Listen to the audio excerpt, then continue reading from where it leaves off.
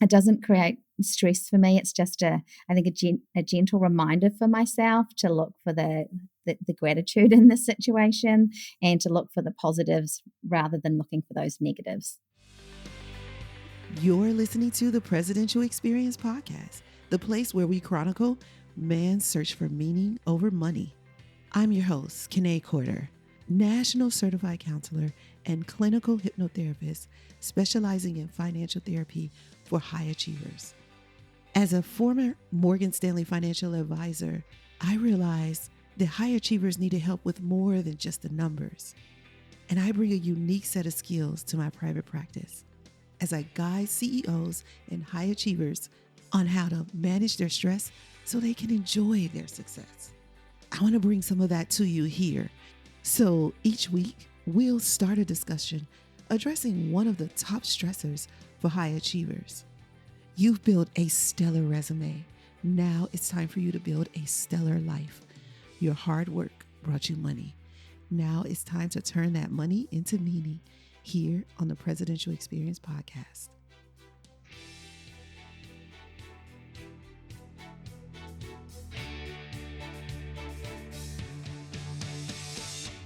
Hey guys, welcome to Presidential Experience Podcast. You're back, and this is another week of EO interviews. We have another EO member. But let me ask you a question before I get started on that. I'd really want to know how many of you were cheerleaders when you were a kid, or maybe you wanted to be a cheerleader, or better yet, maybe you wanted to date a cheerleader, because I know we have a lot of men listeners.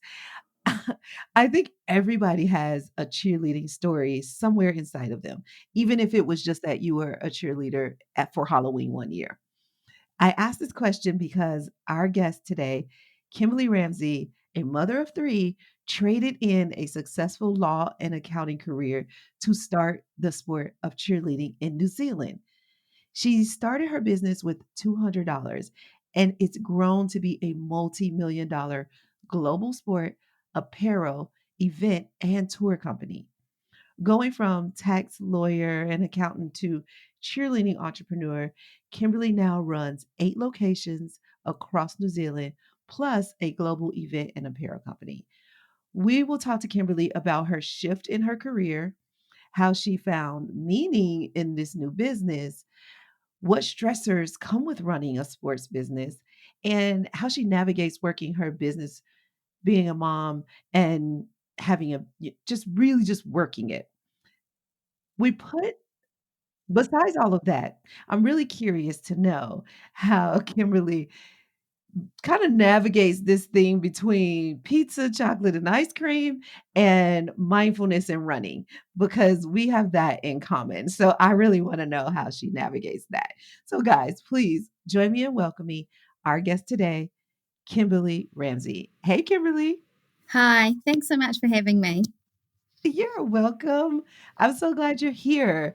So, I don't know if you remember this from our podcast, but we ask every guest, what is your idea of prosperity?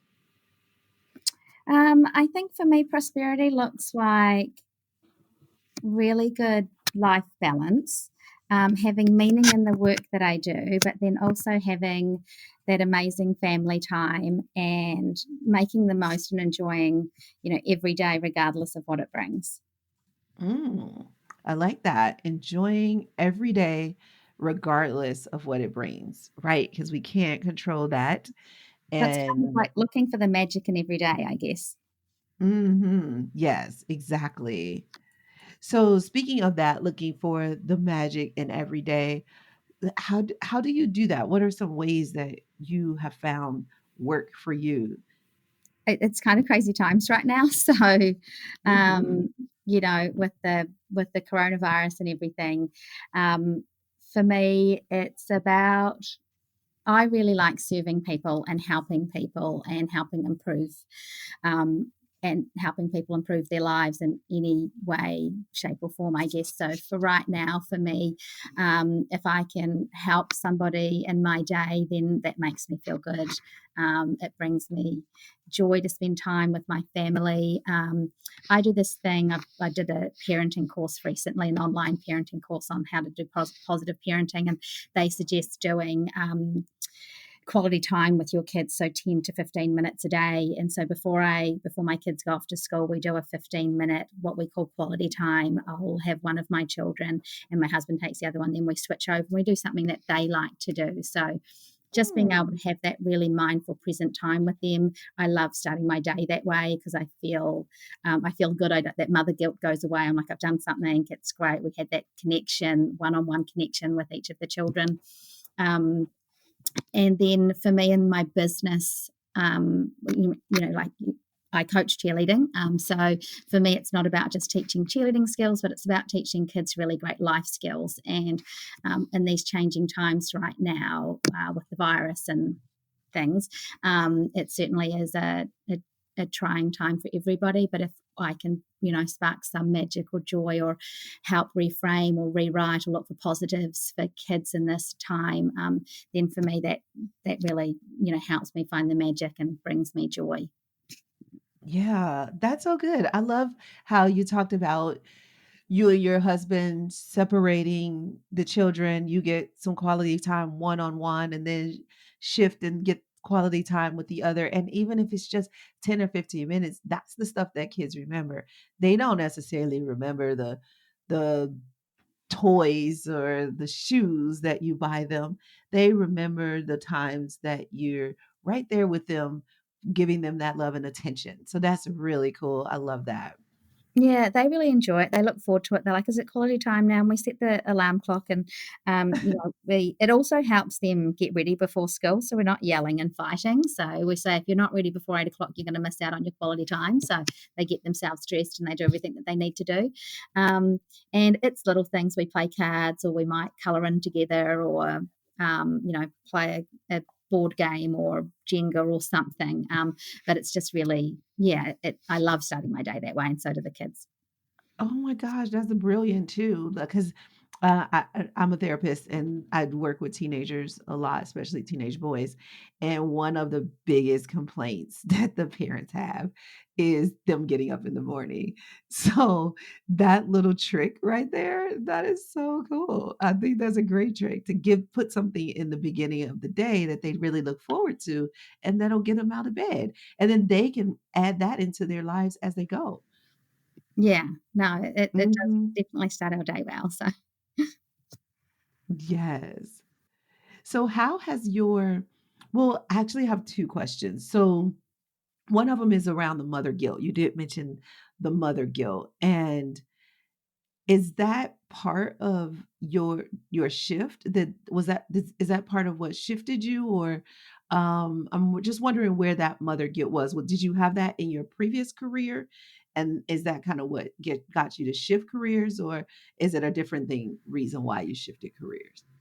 Oh, yeah. So, no, I shifted careers just because I wasn't passionate about being a lawyer, and I loved to be around people, and I remember talking to my, um, law boss at the time, my partner, and I remember her asking me what would improve this job, and I said, "I'd love more people contact," and she said to me, "Well, then you should be the receptionist." And I went, "Okay, Mm. this is not for me." And that was kind of why I made that shift. And I actually really wanted to be a party planner, and because I just thought that just looked really fun and exciting. So I actually put an ad in the paper for party planning and cheerleading classes, and nobody called me for party planning, and everybody called me for cheerleading classes. Mm. So that was kind of Really? my shift into that career. I kind of had always had a bit of an affinity for cheerleading and pom-poms. It didn't exist in New Zealand. We had Dallas Cowboy type cheerleading when I was younger, and I thought it was really glamorous, and I always really wanted to be a part of it. I tried out for the team 3 times, and I didn't make it. And on the last time, I went, "Screw this! I'll start my own team." So I did. I started my own team and put myself on it while I was at law school, and um, enjoyed doing that. And then when I realized that the law wasn't for me, I then moved towards, trying to create a career in cheerleading or event planning or something, and cheerleading just happened to be the way it kind of fell. So Wow. That's really interesting because it sounded like you were open to just do something new, put some things out there, and then just by being open, the thing that was for you flourished. yeah. Th- Yeah. And So I think a lot of times we push because that could have happened, and then you could have stayed trying to push the event planning thing, even though the cheerleading was clearly taking off. Sometimes we push in the wrong direction when we have something going well over here. Instead of taking advantage and being grateful for that, our focus is on the wrong thing. so I it's kind of changed around a little bit now because I've got to use the party planning side of the business, which I originally kind of wanted to be in, that wasn't successful to begin with, now has. So I get to create events for cheerleaders and dancers all over the world, and we do this really cool event in Hawaii. So the party planning part of me now is getting to really flourish, and that's kind of the bigger part of my business. So I kind of feel like, if you stick with something or you put it out into the universe, it really does deliver back to you. So I'm really quite Mm. grateful that I get to live both my passions now. Yeah, that's so interesting that it wrapped back around that, you started with you put both out there and then the event planning was okay, but the cheerleading took off and then now you plan events. Are the events around cheerleading? Are they connected? Yeah, no, they are connected to cheerleading. So the cheerleading and dance competitions that we run, and specifically we do a global one in Hawaii with teams from all over the world. But I get to kind of play around a bit more. We do like an opening ceremony and we do a luau at the end, and it's really kind of the fun part of what I get to do now. Oh, that's so cool. Yeah, because it sounded like you had a passion for event planning as well as the cheerleading. So when the cheerleading takes off, it doesn't mean that your passion for event planning goes away, but it's good that it was able to just wrap back around and allow you to do both passions in one. And yeah, and tell me about event planning because that you talk about some stress. That can be very stressful, and you kinda have 2 businesses in one, the events themselves, which means there are quite a few stakeholders, and then the cheerleading. Is it does it feel like several businesses in one? Tell me about that. Yeah, I kind of feel like I'm juggling 4 businesses. We have the Okay. tuition side of our business, and then we have the event side where we run cheerleading and dance events, as well as making the merchandise, the apparel, and the uniforms, as well as then organising big tour groups of people, accommodation, flights, transport, and all of that as well. So it's a lot to juggle, but I really wouldn't have it any other way. I probably feel more at ease, and I feel better or more in control when things are going crazy. I'm quite good in crisis mode, and when I don't have a lot to do, it's harder to feel at peace, which seems, I know, a bit crazy. But so, in terms of the event side of things, I did a bit of a shift and mindset shift for myself when I started working on a bit of personal growth. I originally thought I needed to micromanage and control things, and if it wasn't done my way, then it probably wasn't done properly. Mhm. And since working on that side of myself, I now realize that to empower people, you need to let them make mistakes, and I have to be okay with mistakes. And that now, when we have an event that doesn't go perfectly to plan, I actually feel like that's more successful than an event that would go really well, because as a business or as an organization or as employees, we then learn from that and we can take those learnings into other events. Yeah. And that's so interesting that you say that about the mistakes because this search for meaning over money project sort of came out of this idea my brother and I were talking about, when you hear about successful CEOs, all you hear about is their successes, their resumes, but you don't hear as much until they pass away, then they tell you the whole story. They don't tell you some of the mistakes, but unless you know them intimately, you won't know that they went through that. And so it's likely that you learned from your mistakes. So it's only fair that we let our team learn from mistakes too, but as CEOs, we don't always do that.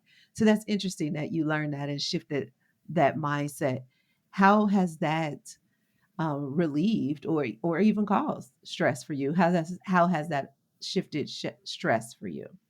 Well, when I realized that um, things didn't have to be done my way and that I'm actually really grateful to have staff do work for me, um, I completely reframed what it looked like. So, um, when I go into an event that I haven't been involved in this setup, I tell myself before I go in, don't worry, it'll be fine. You can fix it. You didn't have to do the work. Be grateful for the fact that it's been done. So Yes.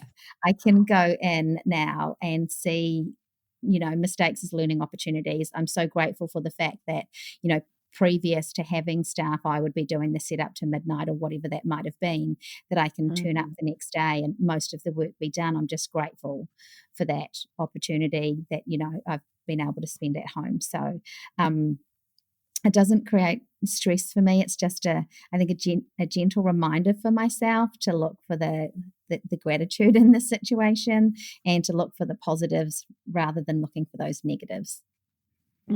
Yeah, absolutely. Yeah, in presidential lifestyle, we call it what's going well. So, Yeah, yes, if you can look at that, what's going well. And like you said, you're grateful to even have a team because at one point you were doing all of this. And that shift to having a team behind you really pushing forward the things that you can't have your hands in everything. Otherwise you won't grow. yeah, correct. So Yeah.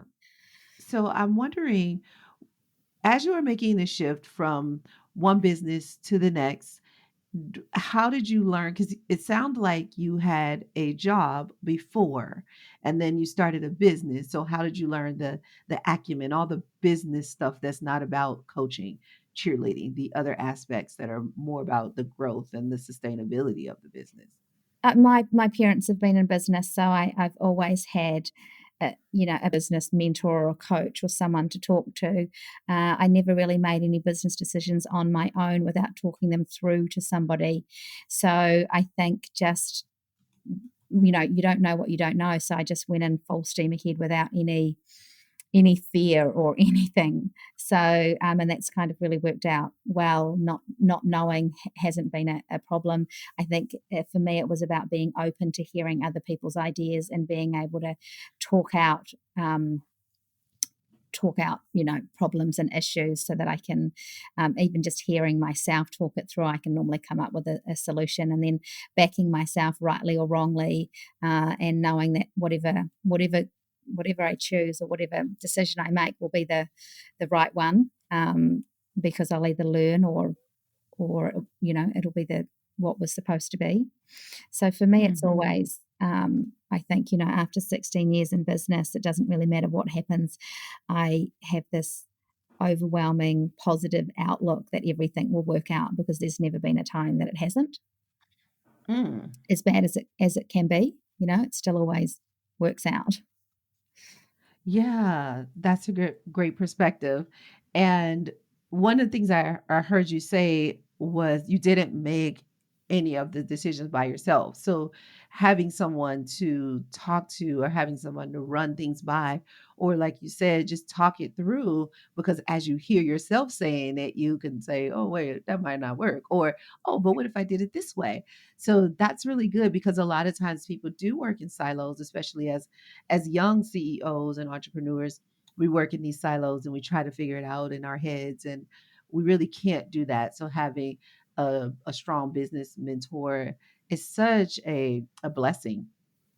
Yeah, I also think that there's never any wrong decision. I think not making a decision is normally the wrong decision. So inaction is the worst decision I think you can make. So choosing to do something, whatever it might be, will end up being the right decision because you'll learn from any mistakes that you make, or you will, or it will be the right call at the time. So Yeah, so good. We interviewed another EO entrepreneur who said that similar thing, and kind of not making the decision. A lot of times people freeze and don't do anything, and that's just not the right move. You can end up going out of business, not paying attention to what else is happening. You've got to make a move, even if it doesn't turn out exactly the way you wanted it to. It's like you said, it's the right decision to make a decision. So you just make a decision, and then you make that decision right along the way, because you're going to Yeah. correct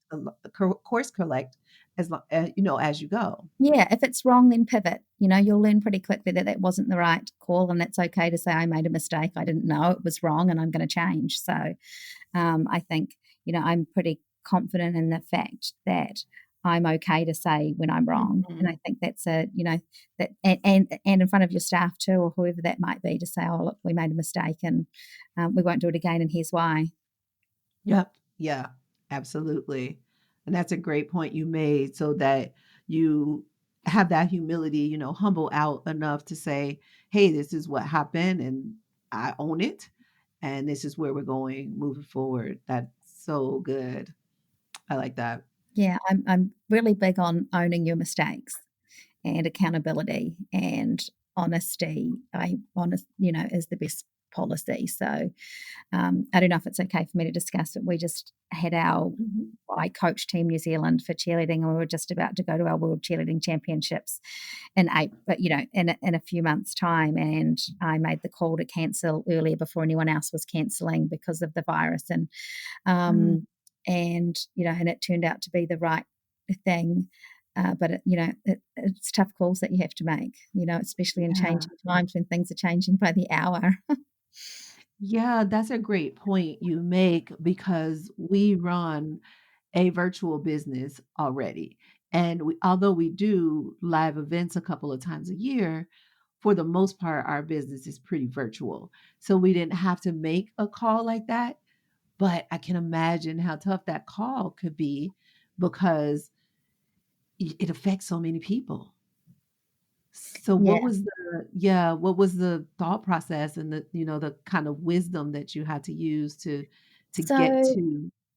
So for me, I mean, I was really upfront with my family. So we had 180 people booked to travel with flights paid for. And before I paid flights, I asked the insurance company to make sure we were covered for coronavirus. They laughed at me and said, "Of course, there's nothing in Florida. Don't be silly." And I said, "Well, give it to me in writing, please." uh, and I didn't. I was lucky enough not to pay any other accommodation or things over, and I just kind of kept monitoring the situation. That old saying of hope for the best, prepare for the worst. So Mhm, mhm. I was just really open with my athletes and the families that were traveling, and I said, "Look, I think it will be cancelled." And everyone's like, "Wow," this was pretty early on, and my thought process behind it is that I couldn't mentally feel like I could motivate athletes to an Olympic level of cheerleading, because it's really tough work to be, an athlete at that level. And as a Mhm. coach, to motivate them to do that, when in my mind I was pretty certain the event wasn't going to go ahead when the NBA started cancelling and everyone was cancelling. Mhm. So, Yeah.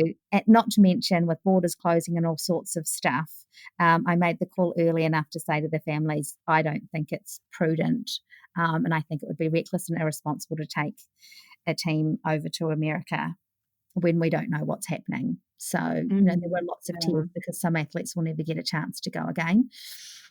Uh, But for me, it yeah. felt like the right call.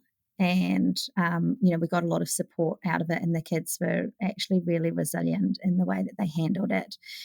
Now the problem is, will I still have a business with schools closing, and how long will our gyms be closed for, and how long can we last? And Yeah. we won't be holding any events, since the number is down to, I think, 100 maximum that we Mhm. have in Australia, and same with New Zealand. So we're looking at not holding any event. We won't be having an event business this year, likely. So Mm.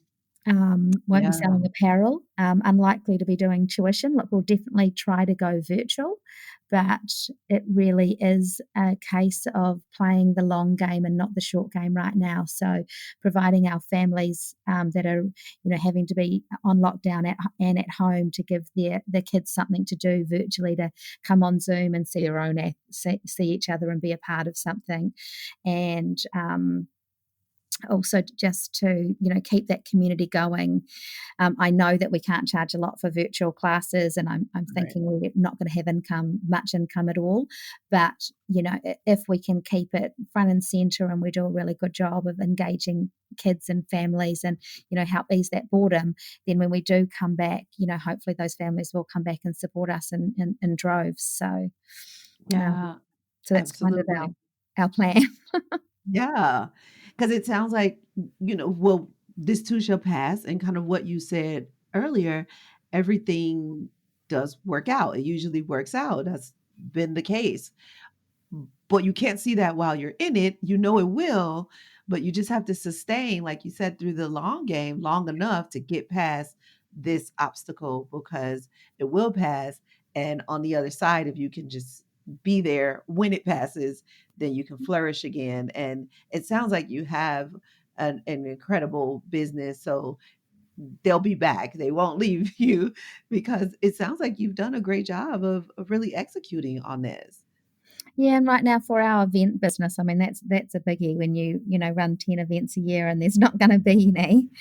Ooh. Um, for me right now, I'm just helping support the dance schools and the gyms that sit behind those events so that they will have businesses to come back to, because without them, I don't have a business. So, um, Mhm. my focus is on helping those small businesses to see the bigger picture, and sharing my knowledge on what that looks like. So, this morning I sent out a message just saying, it's changing every day. So my first message a week ago was, let's start creating virtual online content, because that's where we're all going to be. And then my next one was, I'll be careful of creating virtual and online content, because we now aren't competing with the dance school down the road or the cheerleading school. We're now competing with the best dance schools and cheerleading schools in the world, and our world's going to be flooded with virtual content.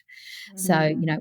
what we do have that's unique to us as businesses is the bond and the team aspect of what we do. So, any content we create needs to be engaged around bringing kids together in a virtual world as our teams.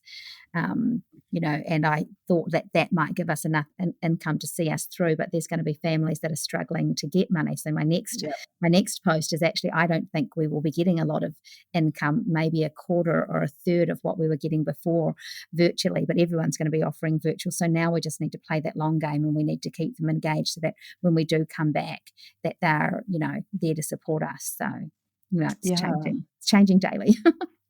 absolutely. And great way to get ahead of that and be innovative and thinking that through because that's what keeps you in the game, really being able to think ahead like that.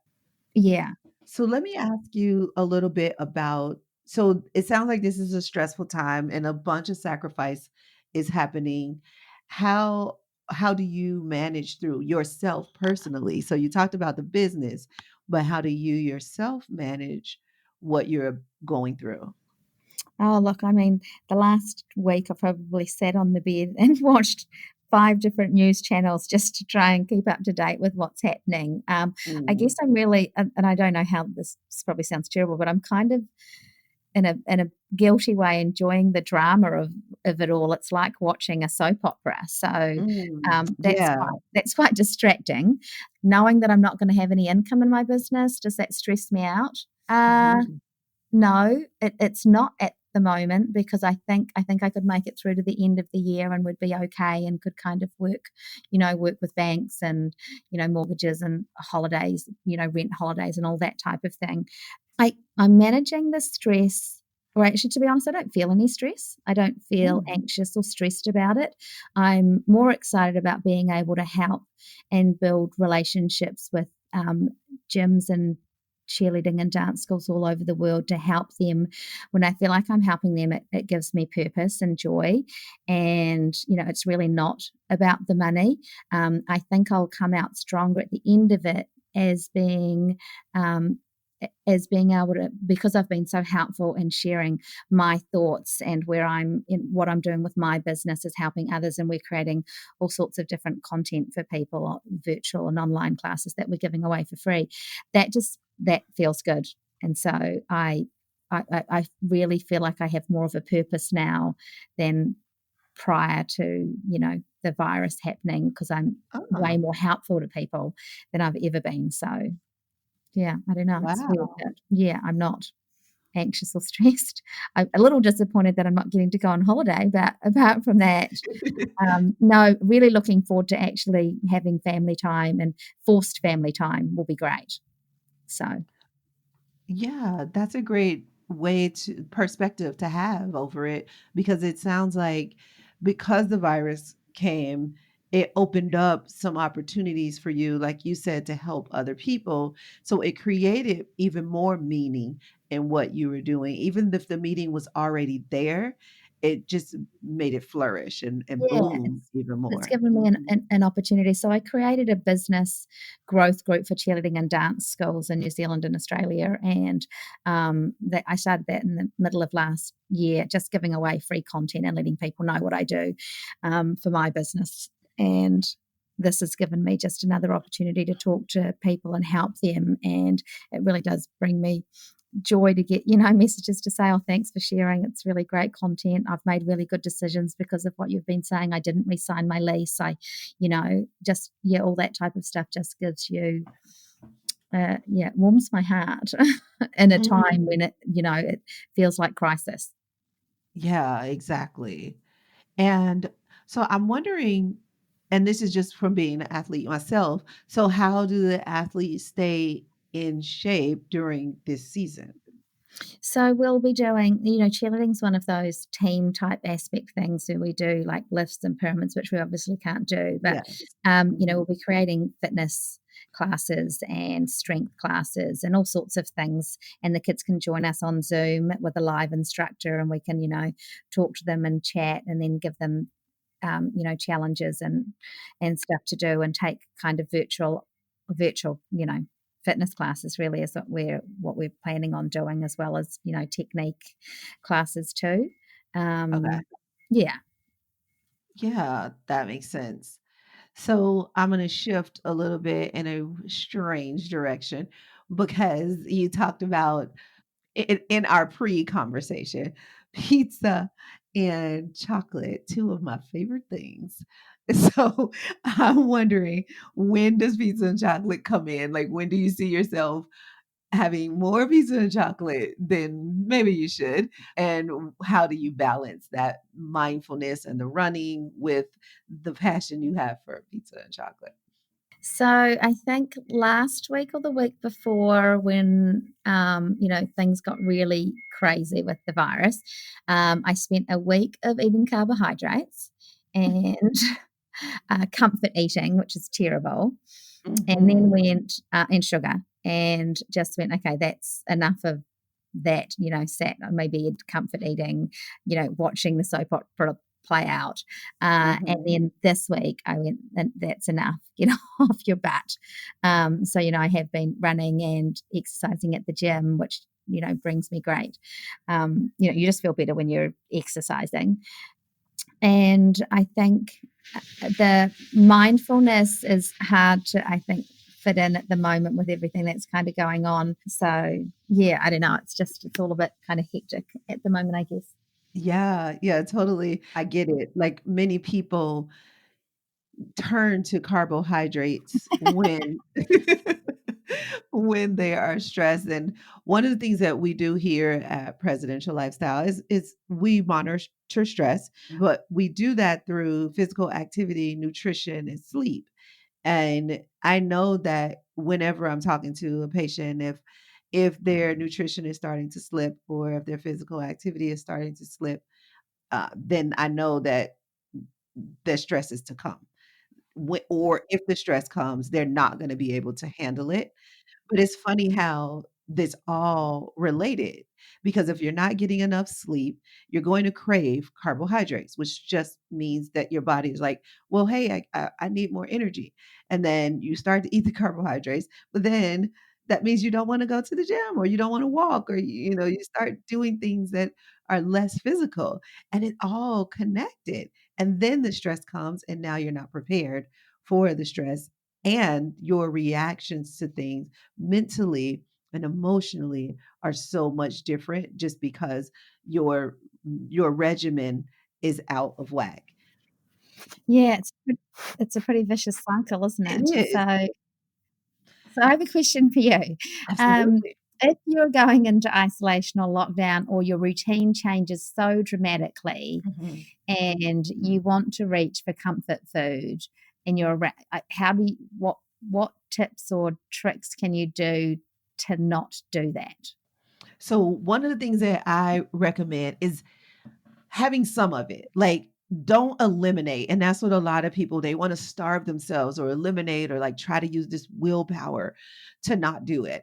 And so that, just stop that first. Like, give yourself permission to have some carbohydrates, especially knowing that you're experiencing a short crisis. This will end, this will pass, right? So just give yourself permission and then decide how much that is. So what is that? That might be a bowl. Okay, I'll have one bowl once a week or twice a week, whatever the number is for you, where that guilt doesn't set in. And then speaking of the guilt, you just have to tell yourself when you do begin to feel guilty, say, actually, this is not a bad thing. I already told myself that I was going to be able to have 2 bowls of ice cream a week, or I was already told myself I was going to be able to have pizza once a week. I did that. It's once a week. I'm good. So you just talk yourself through it as you go and give yourself permission to have a little bit more than you normally would. And then the second part of that is you really have to pour in a lot more good. So that means you're eating a lot more vegetables, a lot more kale, or a lot more broccoli, or Yeah, you're okay. like, yeah, like overdo it on that side. You're like really pouring in on that side. And then that helps you because the more good you put in, you're just not really even going to have room for the other stuff. But those two, if you can balance those two, those are simple ways to make small, like a small dent in that. And then the last way is the meditation or the mindfulness, because I meditate twice a day, and I recommend to my patients to meditate twice a day. Once a day is good. If you're not meditating at all, then at least try that. But if you're meditating Well, already, how long do you meditate for? 20 minutes. 20 minutes Wow, both okay. times. So I don't do long meditations because one, I'm running a business, and an hour meditation just is not really conducive. But when they did the studies, studies showed that 20 minutes of meditation is really all the brain needs. Once the brain has that 20 minutes of meditation, it is the equivalent of 2 hours of rest. So And what does meditation look like for you? What does 20 minutes look like? meditation for me and for what I teach is it's just quiet. You don't really need any music, but if you want that, sure, turn music on for yourself. But you really don't need any music. You just go within. I do mantra meditation. You have a mantra, and let's just say, for just example purposes, that this mantra is thank you. So I'll say thank you, thank you, thank you. You repeat the mantra and repeat the mantra. You slow down eventually. Thank you. Thank you. And as you slow it down, also getting lower and lower and lower. And now you're saying this in your head. So when you say lower, you actually can lower the sound in your brain. Yeah, And as you yeah. lower the sound in your brain, then what will happen is you'll begin to go into thought, which is fine. It's okay. People think that you're not supposed to think in meditation, but the brain is very powerful. We're not going to stop the brain from doing what it already does. We're not stopping the heart from beating. We're not stopping the stomach from digesting. So we're not stopping the lungs from breathing. So we're not going to stop the brain from thinking. Let it do what it does. So just allow it to think. And eventually you're going to get lost in thought.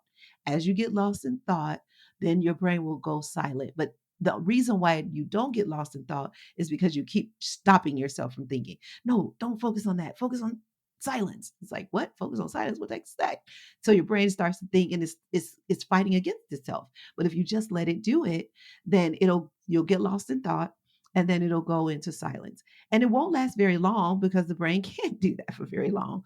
So the body is going to have some sort of jerk, and then the brain is going to be like, "What was that?" And so then you just repeat that same cycle again. Thank you, thank you, thank you. After 20 minutes, and you'll just have a little clock, and you can see when the 20 minutes come. You just look at the clock and you see the 20 minutes, and then you're done. And you just sit there for another minute, just allowing your brain to come back, your body and brain to like really connect to the room. Because for if you go into deep meditation, then you probably kind of got lost your mm, you get kind of like woozy, like you don't want to just stand right up after meditation. So you give yourself a second to just come back into the room. And then once that happens, once you are able to do that, it gives you a little bit more control, I'm gonna use the word, over yourself or your emotions, a little bit more management, because even control is a tough word, and it is tough to have control, but it gives you some management over yourself, and you'd be surprised how much you change by just doing those 2 meditations a day. Wow, that's awesome. Thank you. I always thought Yeah, I had yeah. to make my mind go silent, and it's just so hard. I'm like, I just can't do it. No, nobody can. And the probably okay, some monk that has been meditating since he was 5 or something, but that's not we don't need to do that. As a regular person with day-to-day activity and responsibilities, monks don't have responsibilities. That's why they're able to. Oh, that makes so much sense. Yeah. So that's kind of what happens, is that people have this misconception of what meditation is. And then they're just like, you know what? Never mind. I don't, that's too much. I'm not gonna be able to do it. And so once you simplify it a little bit and know that it's natural and your thoughts are okay. And let me add this: sit comfortably. Don't think you have to prop yourself up on a meditation cushion, or you can just chill in your favorite comfy couch or lazy boy chair, wherever you like. You don't have to be sitting on a rock in some remote area to meditate. I love that. Yeah. So that kind of brings us, I have one more question for you, but I'm wondering, I know this is a time of change, and at the time this airs, we don't know where the coronavirus will be. It might be long gone because we're going to air it sometime later. So I people, doubt it's gonna be gone. I think it's gonna be here for the next 6 months. you do. Okay. Okay. Yeah, So but I'm no, but I'm absolutely I'm happy to talk about no virus, but yeah. So I'm wondering how people connect with you if they say, wow, and we have listeners all over because it's a podcast, it's global. And they say, wow, I didn't know that was here. Or, wow, I've been thinking about doing that. Maybe I should call them or contact them. How do people connect with you? Or even during this virus, they just might want to be connected. So when this is over, that they'll be connected with you. So how do people connect with you? Oh, yeah. So if anyone wants to connect with us and you're in New Zealand and you want to do cheerleading, you can call 0800 cheerleader, or you can find us on our website, www.allstarcheersport.co.nz. Otherwise, you can find me on Instagram on Kimberley Ramsey. Or if you're looking for really any cool dance and cheerleading events, we are at cheerbrands.com. That's cheerbrands with a Z.com. Cheer Brands with a Z. All right. And I'll make sure I get all that info from Kimberly and put that in the show notes for you guys. So don't worry if you didn't have time to write all of that down. It'll be in the show notes. And just to get wrap up with our last question, tell me, what is the best advice you've ever received, or the advice you wish somebody would have told you? I think the best advice I ever received, and it's kind of a mantra that my family lives by, is that where there is a will, there is a way. So to never give up. The best ability is availability. So if there's something you really want, or there's something you want to do, there'll always be a way to do it, and it just takes perseverance. And sometimes it looks a bit like looking outside looking outside the box and being a bit creative in the way that you get there. So I always wanted to be a cheerleader. I wasn't good enough to make the team, so I started my own and put myself on it. So I love that. um, yeah, so where there's a will, there's a way is probably my, best thing. Don't give up. Just keep trying. Yeah, I love that you said, "You know what? Don't worry about putting me on your team. I wanna create a team, and then I'll beat you." I just added that Yeah, part. That was the little competitive girl in yeah. me. Well, Kimberly, thank you so much for sharing your story with us. So really just sharing that the pivot that you guys have made, because I know so many people experiencing this can learn from your words, your experience, and also your temperament, because you're not going through this yelling and screaming and reacting. You're going through this calm and peaceful and pretty responsive and innovative. So I really commend you in how you approach this. Oh, thank you. Yeah, I think there's no point in being, that stressful feeling isn't helpful. That anxious feeling that doesn't help solve any problems or get you any further. And it's that power of now, that meditation that you talk about. Accepting what is and then looking for the positives and a way forward in a way that you can help other people. That's really what's kind of seen me through this, and I just see amazing opportunities rather than problems. Yes, absolutely. Thank you for being here. I appreciate you. Oh, no, it was my pleasure. Thank you so much for having me on your podcast. You're welcome. Well, thank you guys for listening all the way to the end. We're so glad you were here, and we want you to come back next week. We're going to be doing more EO interviews. We have some mini courses coming up for you too. And we actually are starting a new series, and it's going to be on Fridays. So you're going to have 2 episodes a week. How cool is that? I know. Don't. You're excited. I know. Calm down. It'll be fine. I can't wait to see you guys either. So have a great rest of your week. Thank you, my Pros. Hey, I'm wondering, do you feel like it's time to manage your stress so you can enjoy your success? Have you gotten to the point where you'd rather be appreciated for who you are rather than what you do? Well, if finding meaning in life is a high priority for you right now, and you're interested in seeing if you're a good fit for working with me and my team over here at Presidential Lifestyle, here's what I want you to do. Head on over to presidentiallifestyle.com slash private dash conversation to book a private conversation with me so we can determine what's stopping you from creating that meaningful life. You'll get on the phone with me for about 60 minutes to get to the bottom of what's stressing you right now. We'll also take a look at what you want to create, like how much money do you want to have? How healthy do you want to be? How much love do you want to give and receive?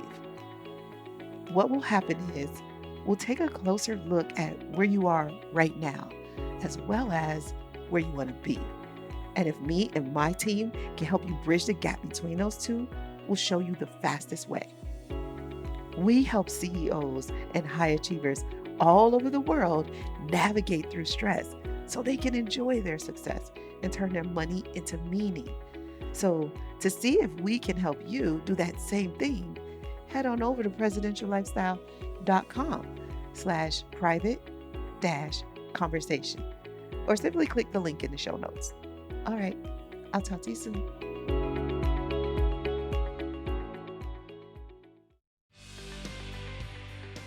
Hey guys, thanks for listening.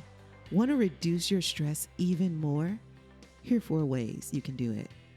1, send us your questions. Ask us anything about money, marriage, or maturing. You can send it to podcast@presidentiallifestyle.com. Number 2, subscribe to this podcast. You wouldn't want to miss an episode. That would be stressful. And number 3, get our Prosperity Report recap. It's a free resource where we share top tools and resources. Just go to presidentiallifestyle.com/blog www.kimberleyramsay.com/prosperity report. Don't worry, it's in the show notes. You won't have to remember that. And for if you really want to connect with us in a deep and powerful way, join our private club. Go to joinpresidentialexperience.com to find out when our doors open again. We want you to be there so you can turn your money into meaning. And if you're enjoying this podcast, go ahead and leave us a rating and a comment, and we'll be sure to thank you. And now for the legalese. Remember, this podcast is not to replace professional counsel. The best advice comes from a professional you know. The topics discussed in this podcast are general in nature and are for informational and entertainment purposes only. We encourage you to meet with a professional that you can discuss your specific situation with, whether therapeutic or otherwise. That's all for now. I'll see you next episode. And remember, you can have wealth in all of its forms. Believe it, and you will soon see it.